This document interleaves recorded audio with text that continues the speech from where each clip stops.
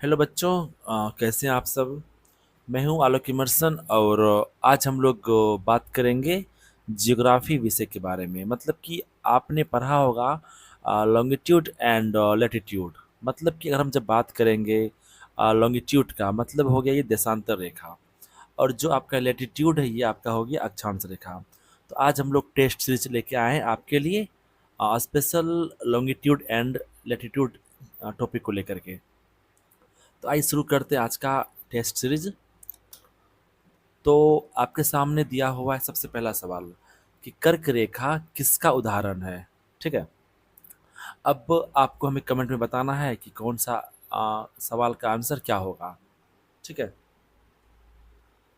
अब देखो, जैसे कि अब मान के चलो कि अब ये आपका पृथ्वी है एंड आपको बेहतर पता होगा इसका जो उत्तरी ध्रुव है नॉर्थ पोल हमेशा ऊपर की तरफ होगा।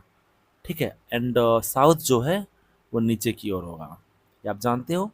लेकिन जब हम बात करेंगे घूर्णन की तो अब राइट साइड हो गया पूरब मतलब ईस्ट हो गया, और जो इसका जो लेफ्ट साइड है वो हो गया वेस्ट पश्चिम। ठीक है। अब सवाल पे ध्यान दो। सवाल में लिखा गया है कि कर्क रेखा किसका उदाहरण है। अब आपको ये पता होगा कि ये जो पृथ्वी है इसके बीचों बीच पश्चिम से पूरब की ओर एक काल्पनिक रेखा खींची गई है 0 डिग्री। ठीक है ना। अब ये सोचो, ये जो काल्पनिक रेखा है खींची कैसे गई है, पश्चिम से पूरब की ओर। तो आप इसको बोलते हो अक्षांश रेखा, क्योंकि जितनी भी रेखाएं होगी जो पश्चिम से पूरब की ओर खींची गई होगी उसे भी बोलेंगे अक्षांश रेखा, चाहे ऊपर हो नीचे कहीं भी हो। ठीक है।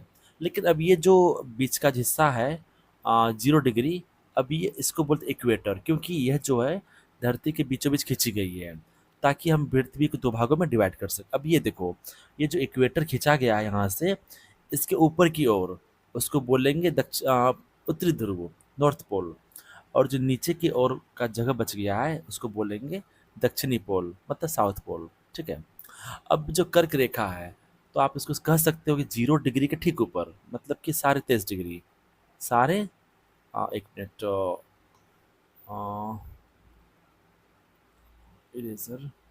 अब ठीक है। तो आप यहाँ पे कह सकते हो लाइक कि ये जो पृथ्वी है ना इसके इक्वेटर के ठीक ऊपर मतलब कि 23.5 डिग्री। ठीक है।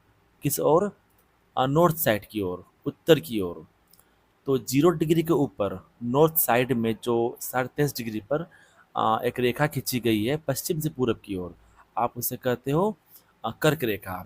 जबकि अगर हम बात करेंगे नीचे की तरफ मतलब कि साउथ पोल, मतलब इसी 0 डिग्री के नीचे इसका भी डिग्री क्या होगा, 23.5 डिग्री। ठीक है। लेकिन फ़र्क क्या है, ये आपका हो गया साउथ की तरफ।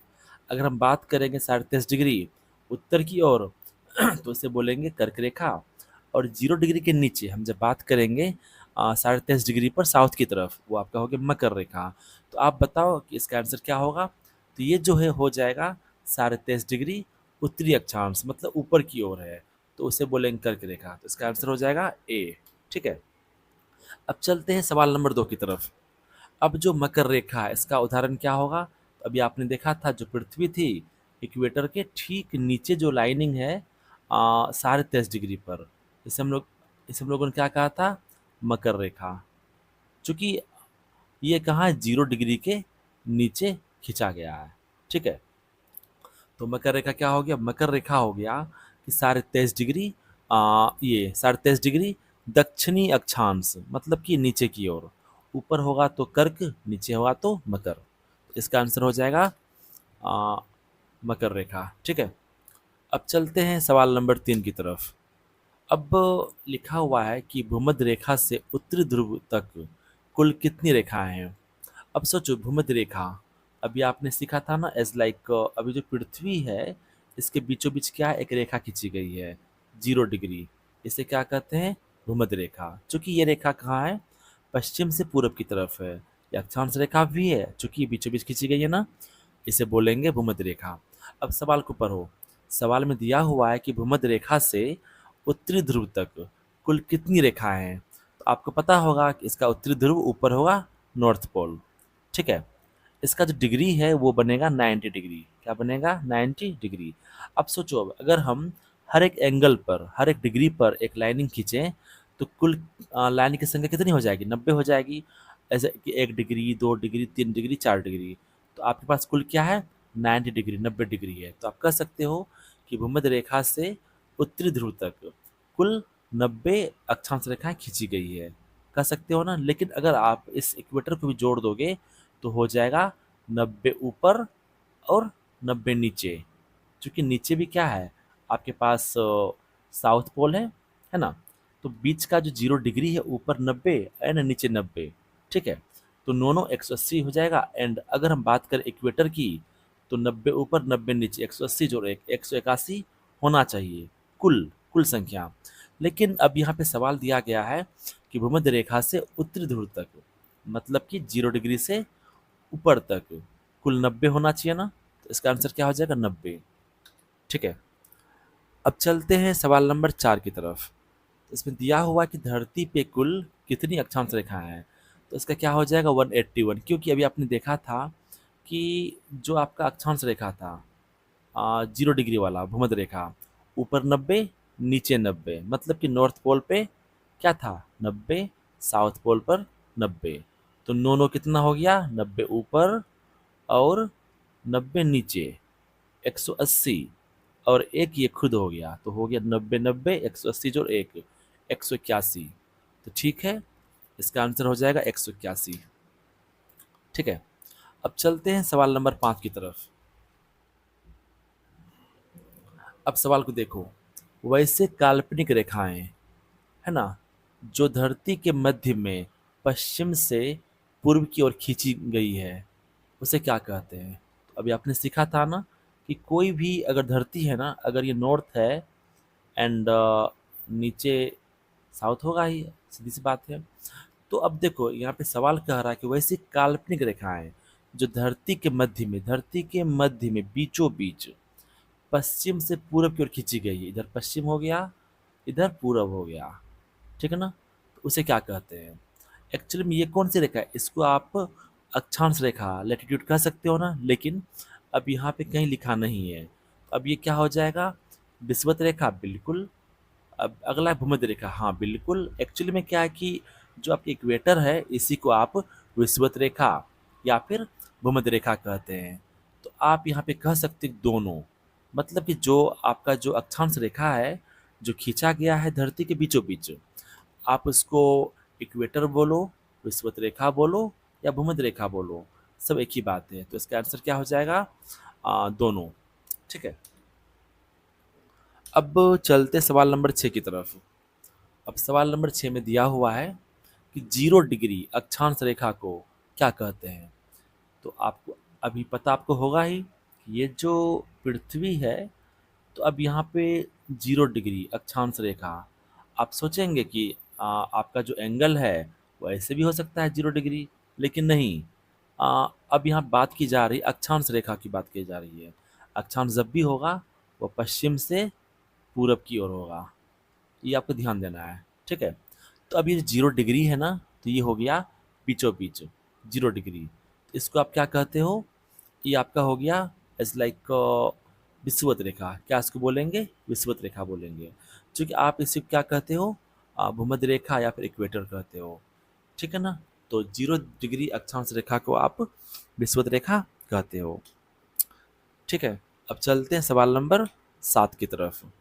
अब सवाल में दिया हुआ है कि कुछ क्या होगा? रेखा समय के अंतर को समझने में मदद करती है। वो कौन सी रेखा है, ठीक है ना, जो समय के अंतर को समझने में हेल्प करती है? अब देखो, जो देशांतर रेखा है मतलब कि लॉन्गिट्यूड है, इसका मेन काम होता है समय के अंतर को समझना। अब जो आपका पृथ्वी है, ठीक है, तो पृथ्वी के बीचों बीच आप एक लाइन देख सकते हो, मतलब कि साउथ से नॉर्थ की तरफ, दक्षिण से पूर्व की तरफ। अब ये हो गया आपका देशांतर रेखा, लॉन्गिट्यूड, ठीक है ना। अब इसका इस्तेमाल हम लोग करते हैं समय के अंतर को समझने के लिए। एंड जो रेखा बीचों बीच खींची गई है 0 डिग्री पर, आप इसको कहते हो ग्रीनविच, ठीक है ना। तो इसका क्या हो जाएगा? देशांतर रेखा। इसका मेन काम होता है समय के अंतर को समझना।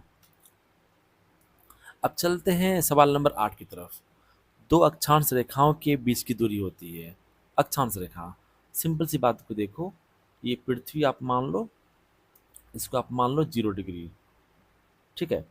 अब अगला जो रेखा होगा, इसका डिस्टेंस क्या होगा, जैसे कि 0 डिग्री है ना, अगला 1 डिग्री होगा, अगला जो फिर होगा 2 डिग्री होगा, 3, ऐसे करते करते कुल 90 डिग्री तक क्या होगा, रेखा खिंचाया जाएगा, ठीक है। अब सवाल कह रहा है कि दो अक्षांश रेखाओं के बीच की दूरी। अब जो 0 डिग्री और 1 डिग्री के बीच का दूरी जो होगा वह कितना होगा। आ, अब यहाँ देखो, वैसे तो 111 किलोमीटर होता है, अब ये क्या है, 111 किलोमीटर, बट विकल्प में ये डिग्री में दिया हुआ है, अब यहाँ पे किलोमीटर दिया हुआ नहीं है। तो आप यहाँ पे कह सकते हो कि दो अक्षांश रेखाओं के बीच की दूरी 1 डिग्री होती है, मतलब कि 1 डिग्री जो होगा ये हो जाएगा लगभग में 111 किलोमीटर, ठीक है। ओके, तो इसका हो जाएगा कि अगर डिग्री में पूछेगा तो 1 डिग्री, और अगर पूछेगा किलोमीटर में तो 111 किलोमीटर, ठीक। अब चलते हम लोग हैं सवाल नंबर 9 की तरफ। अब सवाल नंबर 9 में दिया हुआ है कि पृथ्वी पर कुल देशांतर रेखाएं होती है। अब ये देखो, ये जो पृथ्वी है, ठीक है, अभी समझो, ये आपका 0 डिग्री इक्वेटर हो गया, लेकिन देशांतर जो होगा हमेशा दक्षिण और उत्तर की तरफ होगा, मतलब कि दक्षिण नीचे उत्तर ऊपर हो गया। तो ये जो आपके बीचों बीच रेखा खींचा गया है ना, तो ये होगा देशांतर, मतलब कि 0 डिग्री पर, ठीक है। लेकिन अब बात ये है कि इसके अब ये जो आपका राइट साइड है इसको बोलते हैं पूर्व, मतलब कि ईस्ट साइड, ईस्ट, और इधर हो गया पश्चिम। सिंपल देखो, राइट साइड हो गया पूरब और लेफ्ट में पश्चिम हो गया, ठीक है। अब जो सवाल पूछ रहा है कि पृथ्वी पर कुल कितनी देशांतर रेखाएं हैं। अब जो पहला रेखा होगा बीचों बीच वो 0 डिग्री होगा, इसको आप कहते हैं ग्रीनविच, ठीक है ना। लेकिन अब रेखा जो होगा ना तो वो इस पॉइंट से, इस ध्रुव से चलेगी एंड फिर ये इस ध्रुव पे आके मिल जाएगी, ये समानांतर नहीं होती है, ठीक है ना। आपको लगता होगा क्या कि ये आपका क्या होगा, समानांतर होगा, ऐसा कुछ नहीं होता है, ठीक है। ये जब भी होगा तो ये इस ध्रुव से खुलेगी और फिर वापस ध्रुव पे मिल जाएगी, ठीक है ना।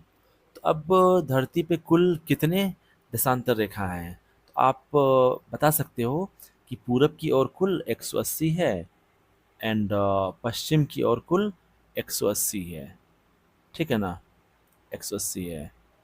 तो कुल मिला के देखा जाए 180 180 360, तो कुल कितने हैं, 360 रेखाएं हैं। अब यह सवाल ये बनता है कि बीच की जो रेखा 0 डिग्री है उसका क्या। अब इसको आप कहते हो ग्रीनविच, जैसे आप क्या बोलते हो, ग्रीनविच बोलते हो, ठीक है। तो तो इसको छोड़ के आप बोल सकते हो क्या कि ये जो पूरब की ओर है 180 रेखाएं हैं और पश्चिम की ओर 180 रेखाएं हैं, तो कुल मिलाकर के 360 रेखाएं हैं। तो इसका आंसर क्या हो जाएगा, 360। अगर हम ग्रीनविच को जोड़ दें तो फिर 361 हो जाएगा, तो इसका आंसर क्या होगा, 360। अब देखो, अब लिखा गया है कि 0 डिग्री देशांतर रेखा को क्या कहते हैं। तो अब देखो फिर से, ये आपका पृथ्वी हो गया ना, देशांतर रेखा ये है ना 0 डिग्री, चूंकि दक्षिण से पूरब की ओर देशांत, अगर कहा जाता कि 0 डिग्री अक्षांश रेखा, अक्षांश जब भी होगा ये हो जाएगा पश्चिम से पूर्व की ओर। तो हम लोग बात क्या कर रहे हैं, देशांतर रेखा का, मतलब कि दक्षिण से उत्तर की ओर की बात कर रहे हैं। तो आप इसको कहते हो ग्रीनविच, क्या बोलते हो, ग्रीनविच, क्योंकि ये बीचों बीच खींचा गया है रेखा, ये रेखा है ना, ये बीचों बीच खींचा गया है, आप इसको कहते हैं ग्रीनविच रेखा। तो ध्यान देना, 0 डिग्री देशांतर रेखा को ग्रीनविच लाइन कहते हैं, ठीक है। अब चलते हैं सवाल नंबर 11 की तरफ। अब दिया हुआ है कि उत्तरी गोलार्ध पर सबसे बड़ा दिन कब होता है। अब समझो, ये जो पृथ्वी है, ठीक, अब ये आपका हो गया इक्वेटर 0 डिग्री। अब बताओ कि जो ऊपर का जो हिस्सा है, मतलब कि इक्वेटर के ऊपर का हिस्सा क्या कहलाएगा, उत्तरी गोलार्ध, और नीचे क्या कहलाएगा, दक्षिणी गोलार्ध। तो अब बात यहाँ पे पूछा जा रहा है कि उत्तरी गोलार्ध पर सबसे बड़ा दिन कब होता है। तो आपको ध्यान देना होगा कि ये जो उत्तरी गोलार्ध है, तो यहाँ पर 23.5 डिग्री, 23.5 डिग्री, है ना। तो आपको बताना है कि अब जो उत्तरी गोलार्ध है, तो 0 डिग्री के ऊपर 23.5 डिग्री पर क्या है, कर्क रेखा है। अब सूरज जो है जब ठीक इसके ऊपर आएगी, है ना, तो उस दिन क्या होगा, उत्तरी गोलार्ध का सबसे बड़ा दिन होगा। ठीक है, जो कि होता है आपका कब, आ, आप बताओ, आप हमें बताओ कमेंट में कि क्या इसका होगा। बिल्कुल सही। तो इसका हो जाएगा 21 जून। ठीक है, लेकिन इसके ऑपोजिट अगर हम जब बात करते हैं दक्षिणी गोलार्ध का, 23.5 डिग्री, ठीक है ना, 23.5 डिग्री। तो जो ऊपर का हिस्सा है 23.5 डिग्री पर इक्वेटर के ऊपर, आ, मतलब उत्तरी गोलार्ध में कर्क रेखा, नीचे मकर रेखा, अगर सूर्य जो है कर्क रेखा के ठीक ऊपर होगा, 21 जून को सबसे बड़ा दिन होगा। लेकिन अगर मान के चलो वही सूर्य क्या होता है, दक्षिणी गोलार्ध के इस मकर रेखा के ऊपर आता है, उस दिन क्या हो जाएगा, 22 दिसंबर को सबसे बड़ा दिन होगा।